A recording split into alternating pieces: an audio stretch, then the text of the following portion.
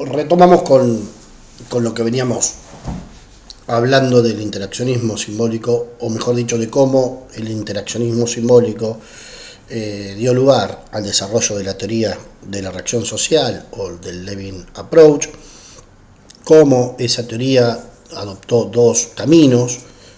Una, más que nada en el contexto norteamericano, tuvo que ver con el abordaje de los procesos de estigmatización que se verificaban a partir de los contactos de una persona que había sido definida como delincuente o que había cometido un acto delictivo, que había sido definida exitosamente, se le había puesto una etiqueta y a partir de allí comenzaba un proceso de consolidación de una nueva personalidad, de un estatus psicológico de desviado. Y la otra vertiente que ancló más que nada en el contexto europeo, de la realización de una crítica feroz, mordaz, despiadada, si se quiere, sobre los órganos de control social formal, sobre los órganos penales. Y habíamos desarrollado de alguna manera habíamos señalado distintas características que los nuevos sociólogos de la desviación o politólogos o juristas habían sostenido que los diferenciaba de la criminología etiológica o de la criminología positivista u oficialista u oficial, y a partir de allí habíamos podido establecer esto que se dio a llamar un cambio de paradigma. Y dentro de ese cambio de paradigma deberíamos desarrollar nuevamente determinados aspectos que fueron los pilares de un grupo de investigadores que luego deriva en el surgimiento de un texto fundante, que es la nueva criminología, y en lo que sería la criminología crítica. También les había señalado que de la mano de la criminología crítica se introducen conceptos o aspectos, categorías del marxismo al estudio de la cuestión criminal.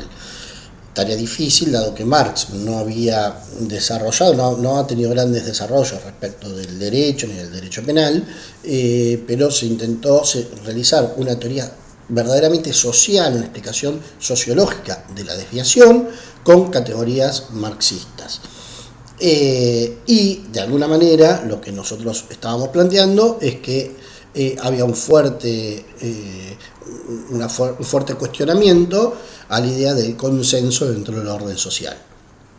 Consenso que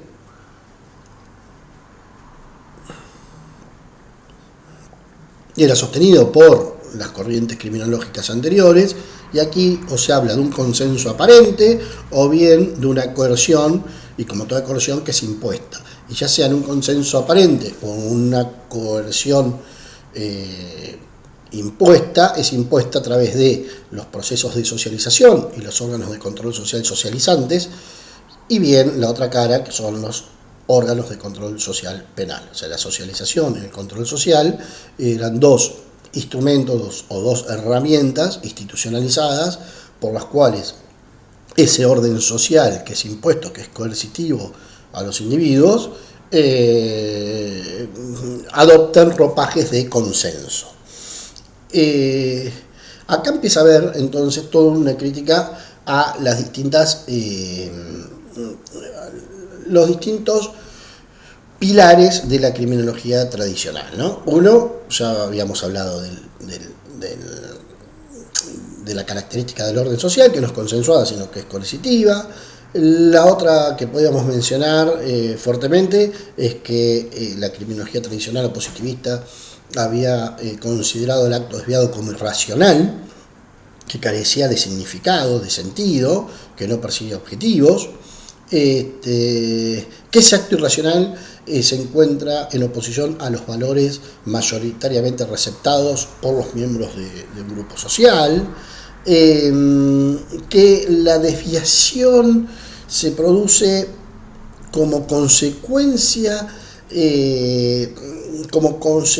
de la reacción frente a esa transgresión. O sea que la reacción frente al acto desviado es como una cuestión mecanicista. Las estadísticas oficiales, siempre dentro de las bases del paradigma etiológico. Las estadísticas oficiales reflejan datos relevantes acerca de la cuestión criminal, que los delitos, que por lo general los delitos que afectan a nuestros grupos sociales son aquellos que se producen en el contexto callejero, por personas desconocidos, extraños a la víctima. Esto tiene mucha va a tener mucho, va a dar mucho para hablar respecto de lo que son los delitos contra la libertad sexual, que por lo general, o en muchos casos, no quiero hablar de por lo general, pero en muchos casos, más de los que a simple vista aparecen, son intrafamiliares y se producen al interior de un hogar o una vivienda. Otro de los parámetros es que hay que intervenir sobre un sujeto desviado, hay que intervenir porque hay que erradicar, hay que disminuir el delito, hay que combatir el delito, hay que erradicar el delito, o sea, la intervención es legítima. Y una cuestión bastante llamativa que tiene que ver con el positivismo, como yo lo expresé en una de esas reuniones, epistemológico, que el criminólogo debe ser neutral. Debe haber una separación entre el objeto y el sujeto, el objeto a conocer y el sujeto cognoscente, y el criminólogo tiene que ser neutral. Sí comprometido con los fines correccionalistas, o sea, con corregir al delincuente, eso sí, pero neutral. Y allí, frente a esto, empieza a ver, y siempre esto en el marco de una consideración en el cual las estructuras sociales, o los sistemas sociales, o los órdenes sociales, condicionan, para decirlo de alguna manera, o influyen en gran medida en el comportamiento de los actores sociales.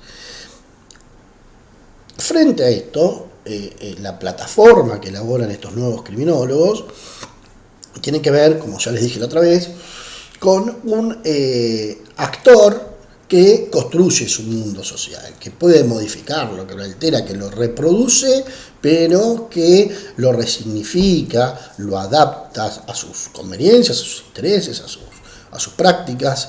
Un actor social que es protagonista del mundo en el que vive, y no que es un recipiente pasivo o un ente pasivo de fenómenos que lo trascienden. Eso por un lado, ¿no?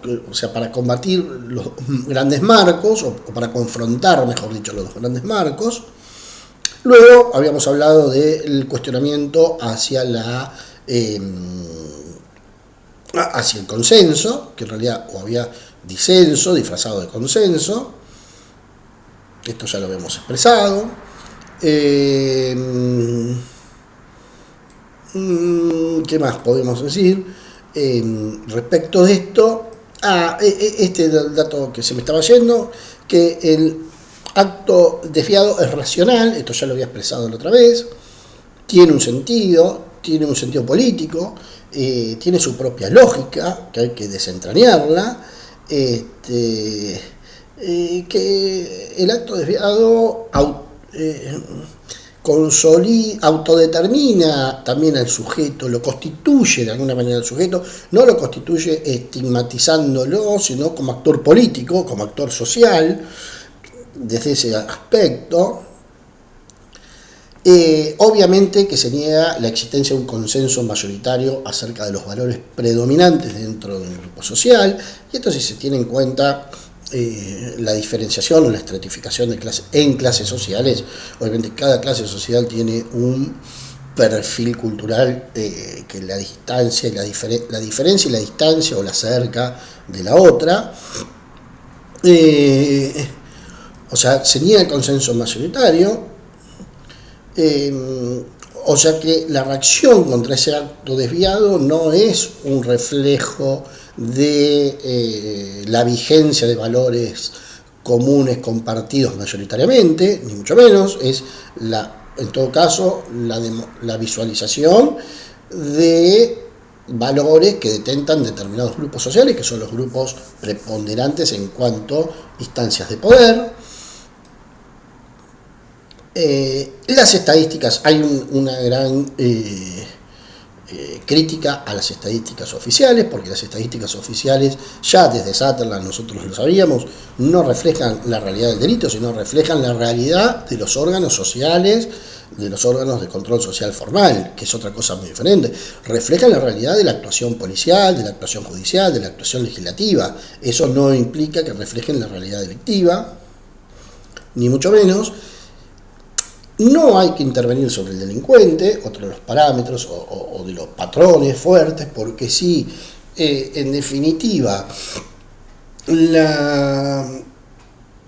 la cuestión criminal depende de las estructuras sociales, de la configuración de una estructura social. En todo caso, hay que transformar la estructura social. Acá viene el otro componente, que se pretende un criminólogo comprometido, no con el correccionalismo, sino con la transformación de una realidad social, y que básicamente en ese compromiso que defina de qué lado está.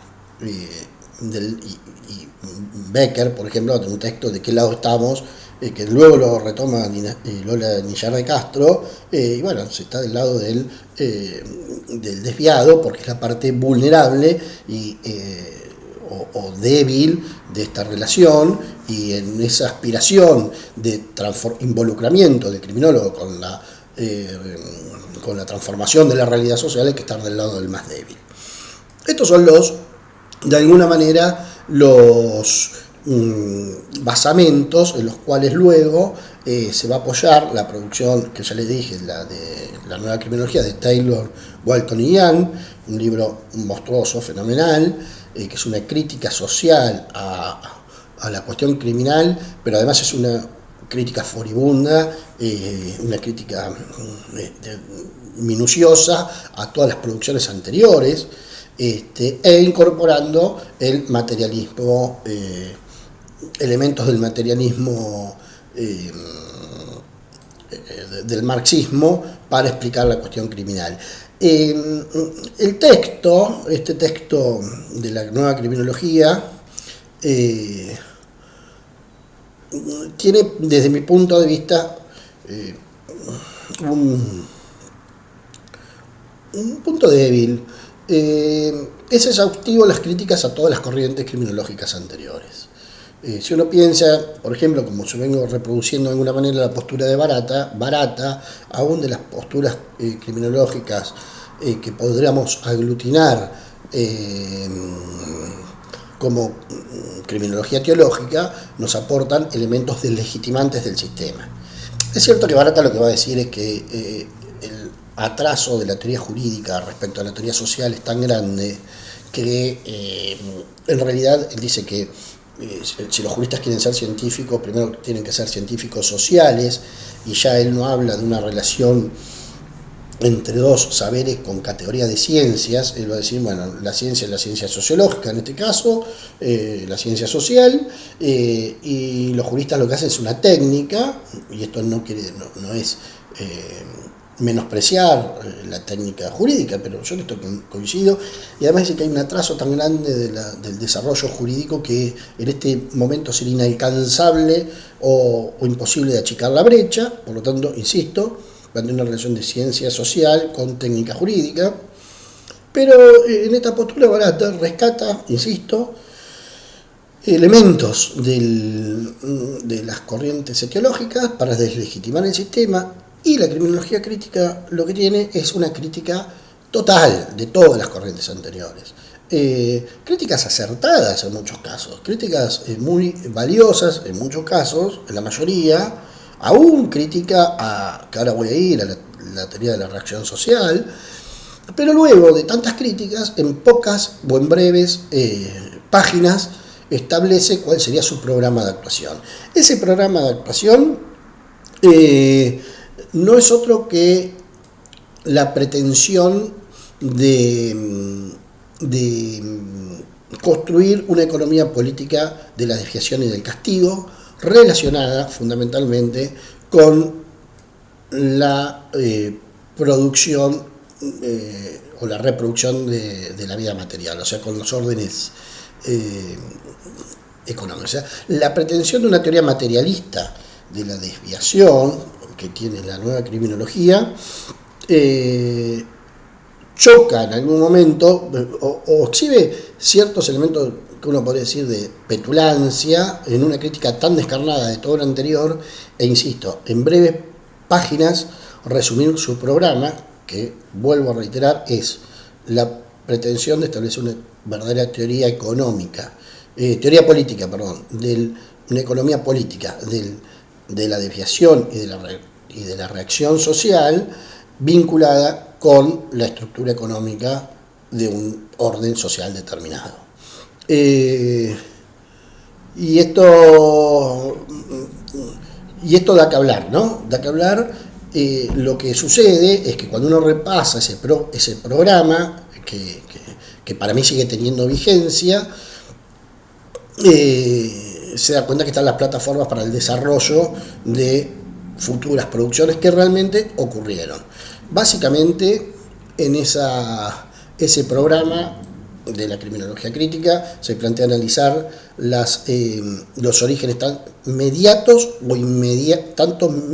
como inmediatos del acto desviado, o sea, de los factores económicos, sociales y políticos que en la sociedad industrializada,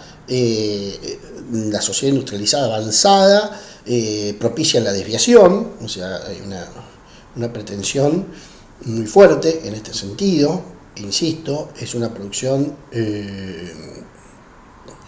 europea para Europa, que acá hago una pequeña digresión, es una producción europea para Europa que ha tenido una gran recepción en Latinoamérica. Y ha tenido una gran recepción en Latinoamérica debido a la presencia de criminólogos críticos muy fuertes, como a su vez también de abolicionistas muy fuertes que han tenido contactos con criminólogos de la región latinoamericana, mexicanos, colombianos, argentinos.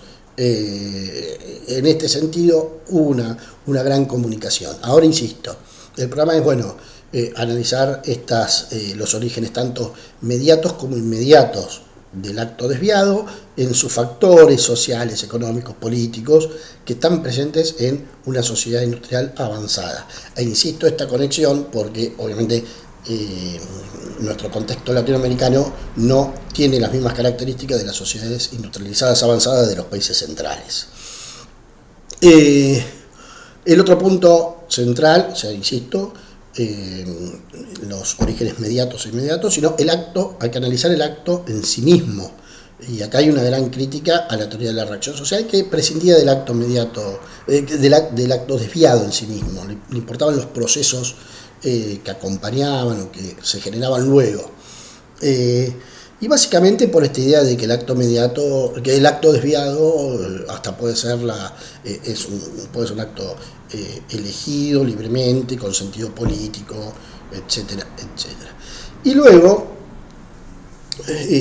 la otra trama es también analizar los orígenes tanto mediatos o inmediatos de la reacción social, siempre en el contexto de esa sociedad industrializada avanzada, y todo ello tiene que estar conectado con los procesos económicos, sociales y políticos de esas sociedades. Hay una pretensión de vincular la desviación con el orden económico, en la cual el orden económico influye y determina la desviación, y la desviación también es configurativa de ese orden económico e influye y determina y tiene incidencia en ese orden económico. Este sería de alguna manera el programa de la criminología crítica en estos dos sentidos: orígenes mediatos o inmediatos del acto desviado, el acto desviado en sí mismo, orígenes mediatos e inmediatos de la reacción, y todo ello vinculado con la estructura socioeconómica de los países industrializados, avanzados e industrializados. Para finalizar quisiera mencionar dos o tres cosas. Les había dicho que la criminología crítica había generado una crítica muy fuerte de todas las teorías anteriores, aún la teoría de la reacción social, ¿no? Hay algunos puntos que son puestos en discusión. Uno de ellos es que termina siendo un tanto determinista, la teoría de la reacción social, un tanto determinista, porque dice que los procesos que a partir del contacto con un órgano de control social penal se inicia un proceso que culmina con la asunción de un estatus delictivo. Y acá hay una crítica muy fuerte en cuanto que esto no necesariamente esto es así, que hay procesos de resistencia, que hay procesos en los cuales no se configura esa relación. El otro punto fuerte es que atacan precisamente esa prescindencia del acto desviado. No se puede dejar de lado el acto desviado, hay que analizarlo. El otro punto que esto tiene cierto fundamento, es que no todo es un proceso de desviación, de interpretación, que no todo puede ser un proceso de interpretación. Ellos van a decir, sinceramente, si alguien presencia en la calle, que estaciona un vehículo a toda velocidad y se bajan 4 encapuchados con ametralladoras, con armas largas, ingresan a un banco, piden el dinero y salen raudamente, eso se interpreta como un robo, básicamente se interpreta como un robo. O sea que eso es un punto que podríamos cuestionar o discutirlo un poco más. Pero la crítica más grande está que dice que la teoría de la reacción social implica una teoría de mediano alcance, porque no ahonda o no expresa, si bien expresa que las desviaciones creadas por los grupos sociales que tienen poder para hacerlo, no indaga sobre esa relación de poder. No hay un pronunciamiento sobre quién tiene poder y por qué tiene poder. Y la teoría de la nueva criminología y la criminología crítica, básicamente, lo que van a estar diciendo es, alguien tiene poder político y económico, porque el orden social y económico le da ese poder. Se le critica, la criminología crítica critica fuertemente que no haya un involucramiento de la teoría de la reacción social en esas instancias de poder. ¿Por qué alguien tiene poder y por qué se lo puede aplicar a otro? Eso es un poco los grandes cuestionamientos. Además hay cuestiones que son no es un desarrollo histórico, si quiere, cuestiones prácticas o pragmáticas, porque la criminología crítica va a terminar diciendo como la desviación de alguna manera, o los procesos de desviación, la cuestión criminal responden a las lógicas del sistema económico y social de las sociedades industrializadas. No hay que intervenir sobre el delincuente, sino que hay que cambiar la sociedad, y más aún, dice, el tema del delito, es un chivo expiatorio que se presenta como uno de los grandes males de nuestras sociedades, cuando en realidad con la problemática del delito, las cuestiones de seguridad o inseguridad, a la cual luego trataré de hacer referencia,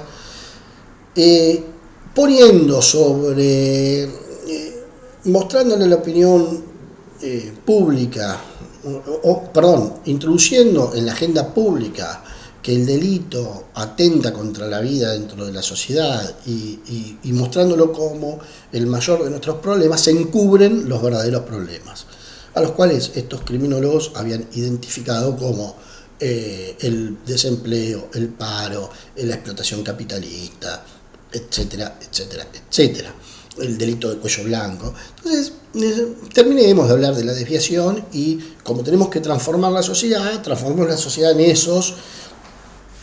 esos aspectos que son las que en definitiva reflejan después o dan explicaciones sobre la desviación.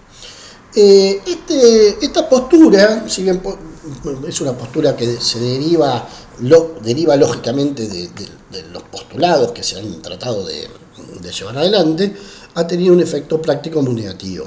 ¿Por qué? Porque se dejó de hablar del delito o se dejó de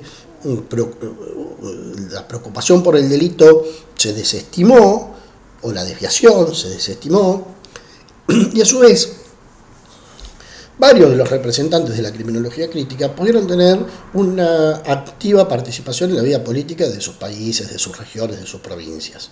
Y de alguna manera incorporaron políticas criminales relacionadas con esta postura que estábamos hablando. ¿Qué es lo que sucedió? Que las tasas delictivas seguían creciendo, crecían también de alguna manera la tasa de encarcelamiento. Entonces acá se conjugan dos cosas. Se renunció a hablar de la cuestión delictiva, de la cuestión criminal, y a su vez las políticas que se propiciaron no dieron resultados. Además hubo una fractura hacia el interior del movimiento, de estos jóvenes, que ya no eran más jóvenes, una fractura, y empezaron a prevalecer voces que estaban comprometidas no solo con la desviación, sino con otras problemáticas sociales, minorías étnicas, cuestiones ambientalistas, cuestiones de género, y precisamente minorías con elecciones sexuales no compatibles con el discurso hegemónico. Y precisamente dentro de las criminólogas feministas empieza una gran disputa, porque las criminólogas feministas han dicho: ¿cómo nosotras vamos a renunciar al derecho penal? ¿Por qué vamos a propiciar la renuncia al derecho penal si el derecho penal nos tiene que proteger de algo que es peor que la desviación capitalista o la reacción penal capitalista, que es una sociedad basada en el patriarcado? Nuestro enemigo no solo está acá, sino que está principalmente en el patriarcado, que es anterior. Bueno, entonces empezó a haber todo un debate y todos cuestionamientos a la criminología crítica basados en esta. ¿Cómo vamos la postura de muchas criminólogas feministas? ¿Cómo vamos a renunciar nosotros a la instancia punitiva si es la instancia punitiva a la que tenemos que recurrir para transformar no solo una sociedad capitalista, sino una sociedad patriarcal? Sobre esto también trataré de acercarles algún material, porque de alguna manera acá empezó a haber también una contradicción, una fuerte lucha con movimientos ambientalistas. ¿Cómo vamos a renunciar al derecho penal, que es una herramienta que podemos utilizar para proteger el medio ambiente? Después trataré de acercarles, de desarrollar un poquito más esto. Y básicamente, esta renuncia a hablar de la cuestión criminal,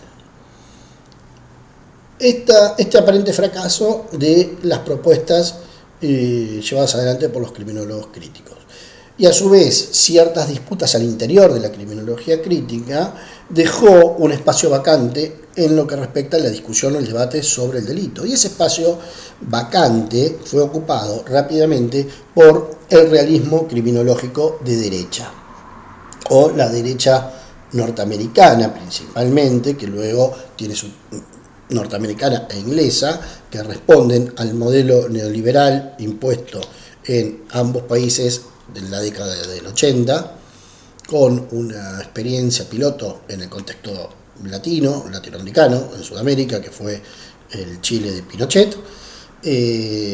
Las políticas neoliberales se imponen en Norteamérica de la mano de Ronald Reagan, y en Inglaterra de la mano de Margaret Thatcher, y esas políticas neoliberales propician una corriente criminológica denominada realismo de derecha. Realismo de derecha que carece de base teórica, de sustento teórico, salvo por frases efectistas, por discursos anclados en el sentido común, en el sentido cotidiano, o sea, muy poca elaboración teórica, y menos aún experiencias, observaciones y experiencias. Ustedes sabrán que una de las características del conocimiento científico es la observación y la experiencia, ¿no? El experimento. Con muy pocas referencias empíricas, muy pocas referencias empíricas, se construye un discurso en el cual teóricamente se basa en lo siguiente: todos somos potenciales delincuentes, que no tendría reparos en eso, no digo potenciales, todos cometemos delitos, ya lo hablábamos la otra vez.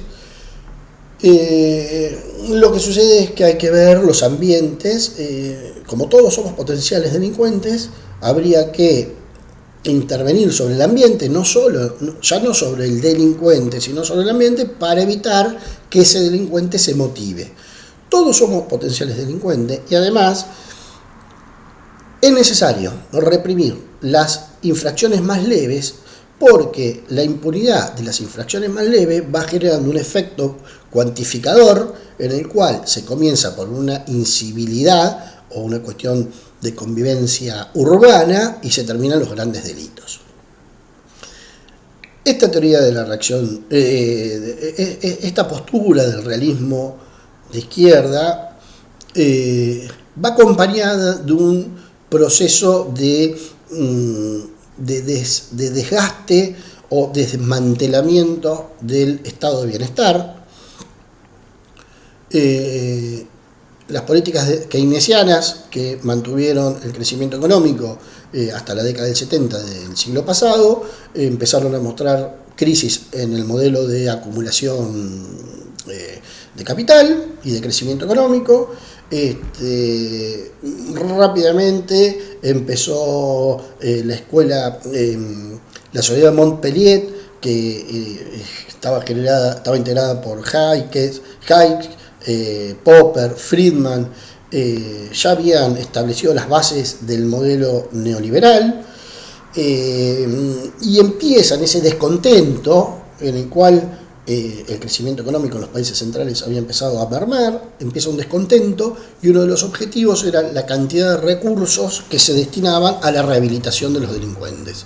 Y una cuestión anclada en el sentido cotidiano es: ¿por qué tenemos que gastar tantos recursos en reformar delincuentes o en asistir a los delincuentes y a la familia de los delincuentes, cuando nosotros, que somos ciudadanos honestos, que pagamos nuestros impuestos, vemos crisis, experimentamos crisis en nuestros propios crecimientos económicos y en nuestras propias rentabilidades? Entonces empieza el estado de bienestar, que tenía un anclaje muy fuerte en lo que era el tratamiento de las personas con conflictos con la ley penal, que igualmente fue muy criticado por la teoría de la reacción social y fue muy criticado por la criminología crítica.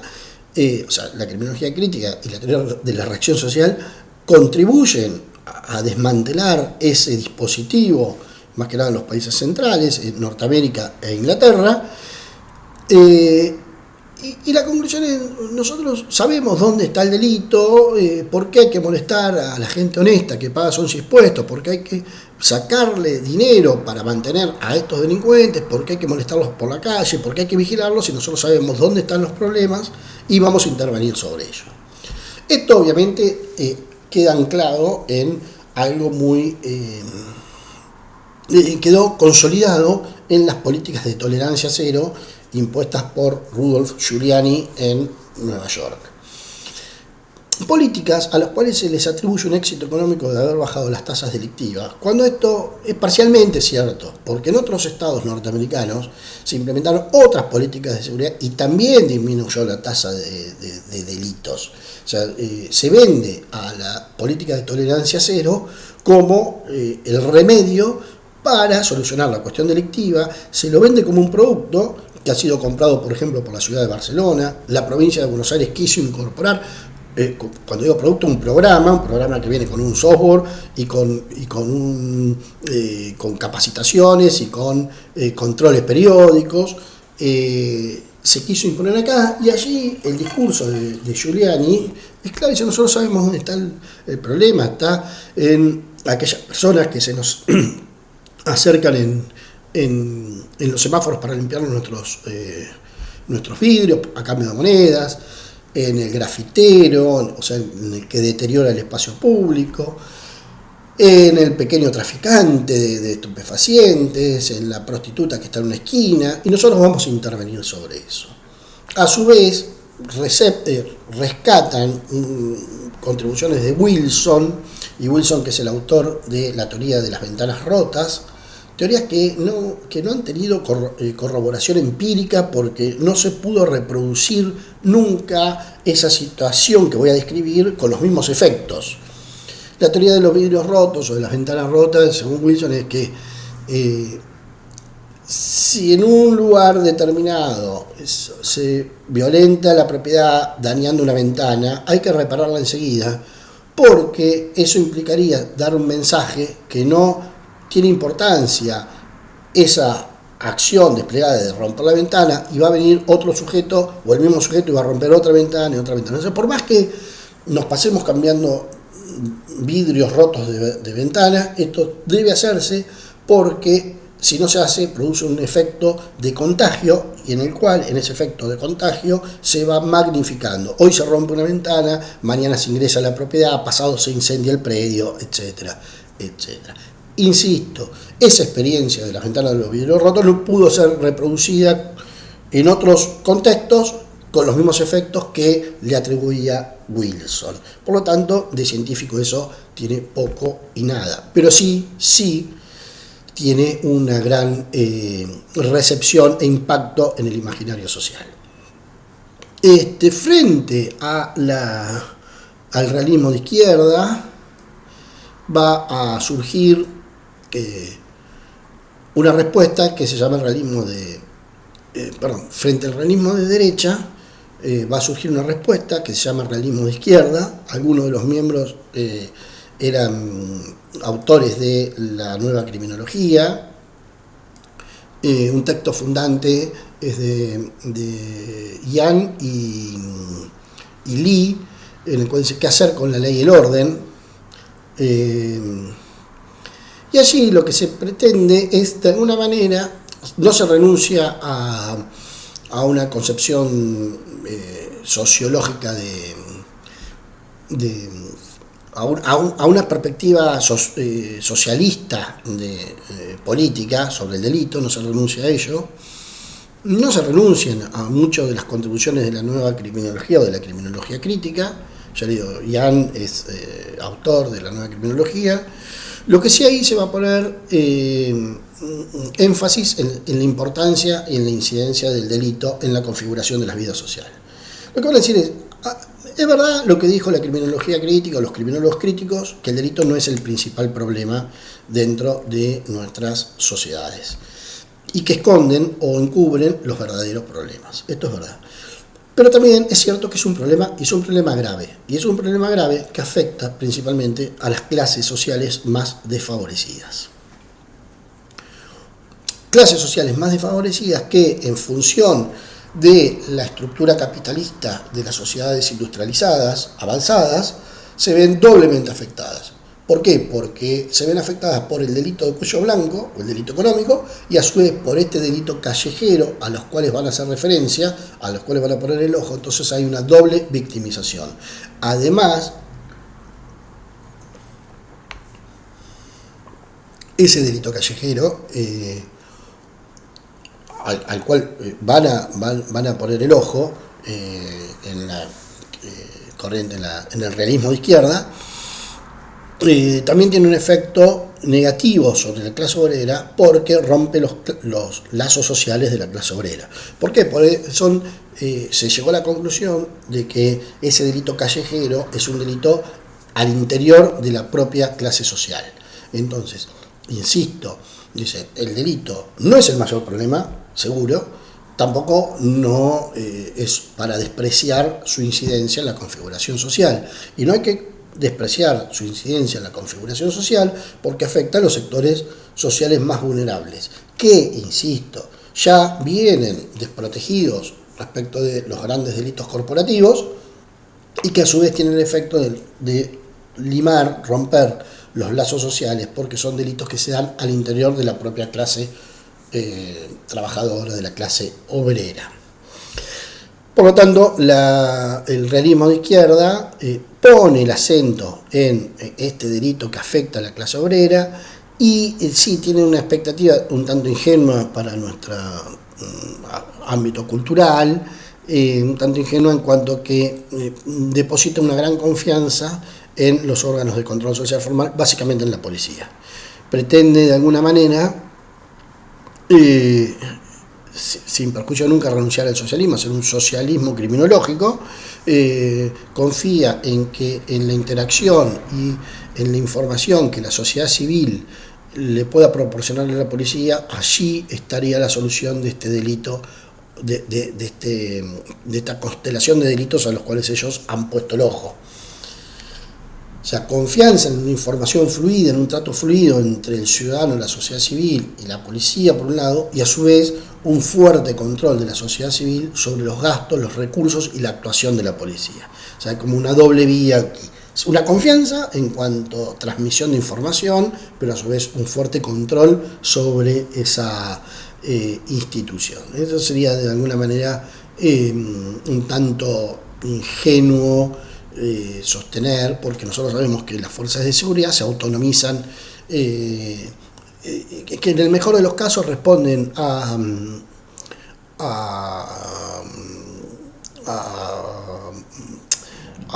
poderes políticos. En el mejor de los casos responden a poderes políticos, y en el peor, como ha sucedido con la policía de la provincia de Buenos Aires durante la década de los 90 hasta ahora, que se han autonomizado de los poderes políticos. O sea, ya no hay ni siquiera control del mundo de la política sobre la policía, y representan verdaderas instituciones con configuraciones mixtas de convencionalidad y transgresiones que tendrían hasta la potencialidad de poner en juego la gobernabilidad de cualquier estado, por lo menos de nuestra región. Pensar, por ejemplo, en la cantidad de integrantes que tiene la policía de la provincia de Buenos Aires, no sería descabellado pensar que en su potencialidad para provocar un golpe de estado, por ejemplo, o condicionar la gobernabilidad de cualquier gobierno que se pueda encontrar en algún momento debilitado, como ha sucedido, por ejemplo, en la década de los 90, cuando hubo un homicidio terrible de un periodista, un fotógrafo que se desempeñaba como periodismo, que eso condicionó, de alguna manera, una elección. Entonces, allí creo que hay cierta ingenuidad en el sentido de intentar plantear una postura de demócrata socialista en el cual la herramienta sea en una conjunción de información hacia los miembros de la fuerza de seguridad y de control hacia los miembros de la fuerza de seguridad. Independientemente de ello, considero que que representa un aporte valioso frente a lo que es el realismo de derecha, en el cual sinceramente son eslogans que sí, insisto, tienen mucha fuerza en cómo se introduce en el pensamiento cotidiano, pero carente de cualquier tipo de, no solo propuesta teórica, sino de proyecto de empírico, cuestiones que tienen que ver con llevar adelante esos postulados teóricos respecto de la experiencia. El realismo de izquierda lo que se iba a propugnar son estas investigaciones y esta indagación que tiene que ver desde lo teórico a lo epistemológico, lo práctico, el diseño de investigaciones, investigar cuál es el mejor modelo de políticas públicas, del diseño de políticas públicas y de políticas criminales. La historia no termina allí. Nosotros vamos a comprobar que luego, allá a principios del siglo que corre, en la primera década del siglo que corre, otros aportes que los considero bastante valiosos, que tienen que ver con la sociedad del riesgo y la teoría del riesgo, de alguna manera desarrollado por Beck, en el cual básicamente la teoría del riesgo va a abordar la gran problemática de las sociedades avanzadas, los riesgos, cómo se distribuyen los riesgos en cuanto a distintas actividades que configuran nuestra sociedad, el tránsito, por ejemplo, ¿no? ¿Cuánto estaríamos predispuestos a renunciar a trasladarnos en vehículos en función de evitar los grandes daños que provocan el tránsito vehicular, ya sea ambiental o, en el contexto argentino, por ejemplo, la tercera causa de muerte, los accidentes de tránsito, o cómo el desarrollo industrial afecta al medio ambiente? ¿Cuánto estaríamos dispuestos a renunciar a la gran industria? No. Y la teoría del riesgo dice, bueno, hay actividades que generan riesgos, y cómo procesamos, cómo asimilamos estos riesgos cómo costeamos estos riesgos, quién los tiene que costear y quiénes no. O sea, la teoría del riesgo, en este caso, tiene gran incidencia en el mundo jurídico, de la mano del funcionalismo penal, o sea, de la mano de el desarrollo que ha tenido la teoría de la imputación objetiva. Se contempla la idea del riesgo, o esta idea que es muy fuerte, en cuanto que la preocupación del siglo XIX, del siglo XX, fue cómo se distribuía la riqueza, cómo se producía y se distribuía lo más equitativo posible la riqueza, en términos ideales, ¿no? Y la preocupación de esto es cómo se distribuyen y quién se hace cargo de los riesgos. O sea, insisto, el final de la historia no está dado, está por construirse.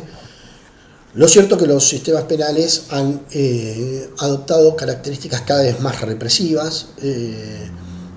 Hay un ataque permanente y constante a la idea de las garantías constitucionales, que tal vez sean uno de los mayores logros de la modernidad. Las garantías constitucionales están tan bastardeadas. Es más, en Argentina se dice peyorativamente, este es un juez garantista, como algo malo, cuando ser garantista es la obligación, porque los jueces deben jurar cumplir su función, al desempeñar sus funciones, cumpliendo con la Constitución, y en la Constitución están las garantías constitucionales. O sea, nuestros sistemas penales hoy están poniendo en tela de juicio la idea de las garantías. Y tanto es así que ya se ha empezado a hablar, por ejemplo, en el contexto español, Silva Sánchez lo expresa muy bien esto, de derechos de distintas velocidades. ¿Qué quiere decir? Un derecho de primera velocidad es el respeto absoluto de las garantías constitucionales para los ciudadanos. Una segunda velocidad, que son relajamientos o flexibilidad de las garantías constitucionales para aquellos que no detentan el rol de ciudadanos, y un tercer derecho con ninguna garantía constitucional para aquellos que son enemigos. Acá la lógica del derecho penal del enemigo empieza a cobrar nuevamente fuerza. Esta idea del derecho penal del enemigo es viejísima. El hostis, o sea, el extraño, el extranjero, siempre fue desde Roma, desde Grecia, ha estado presente. Ha tenido una muy buena elaboración por parte de Carl Schmitt, que ha hablado del derecho del enemigo, de cómo se constituye el ciudadano a partir del enemigo, y esto ha sido receptado por la doctrina penal y por las políticas penales, y hoy el derecho penal del enemigo tiene una vigencia asombrosa. ¿Y cómo se refleja? Bueno, insisto, flexibilidad de las garantías constitucionales, pero adelantamiento de la punición para circunstancias que antes eran vistas como actos preparatorios. Ustedes saben que los actos preparatorios no son punibles, entonces se legislan esos actos preparatorios convirtiéndolo en delitos, y por lo general se utilizan las figuras de peligro abstracto para hacer delitos de peligro abstracto, o bien tipos omisivos con un abuso de la posición de garante. Eso va acompañado de restricciones en instancias escarcelatorias. Cada vez se complica más obtener una escarcelación, aumento indiscriminado de las penalidades, de las penas, una decodificación de los textos legales que viene de la mano de leyes generales que destruyen la sistematicidad de un código, y esto tiene importancia por las escalas penales que derivan después.